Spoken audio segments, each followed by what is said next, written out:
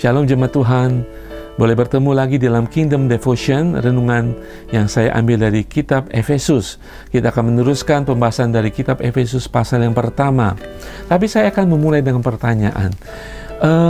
Kita semua diberkati Tuhan. Apa berkat Tuhan bagi saudara?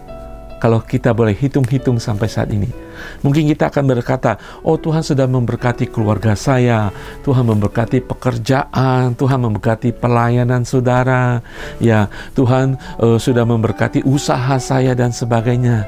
Ya saudara, itu semua adalah berkat Tuhan. Kita bersyukur untuk berkat Tuhan setiap saat dalam kehidupan kita.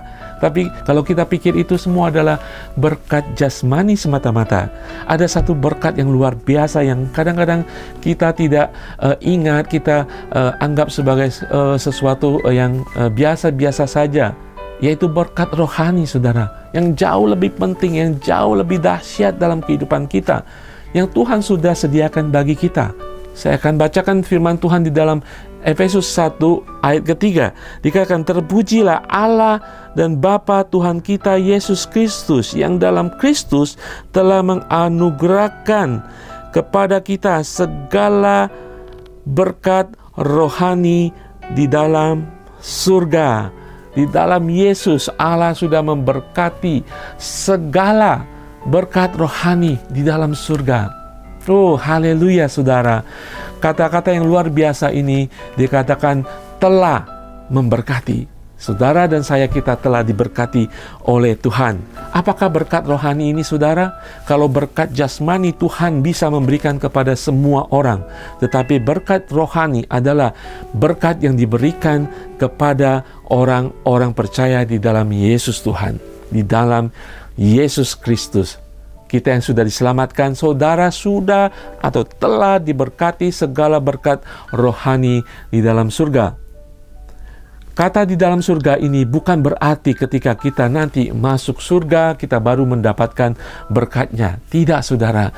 Ketika kita percaya kepada Tuhan Yesus, berkat itu sudah ada dalam kehidupan kita. Kita hanya perlu mengaktifkan hidup kita secara rohani, dan kehidupan supranatural akan mengalir dalam kehidupan kita secara alami. Apa itu berkat rohani? Saudara, tanpa sadar kita berdoa, Tuhan beri aku lebih banyak kasih-Mu. Inilah berkat rohani. Tuhan mengatakan, kasih-Ku kuberikan di dalam engkau, di dalam Roh Kudus yang dicurahkan dalam hati kita. Di dalam Roma 5 mengatakan demikian. Kasih itu sudah dicurahkan, berkat rohani itu sudah diberikan. Mungkin kita berdoa, Tuhan beri damai dalam hidupku. Yesus mengatakan, damai ku berikan kepadamu, supaya saudara dan saya memiliki kepenuhan di dalam damai Yesus Tuhan. Kita berdoa untuk sukacita. Yesus mengatakan, sukacita ku tinggalkan bagimu. Dia berdoa bagi murid-murid pada saat itu untuk menerima sukacita dari Tuhan.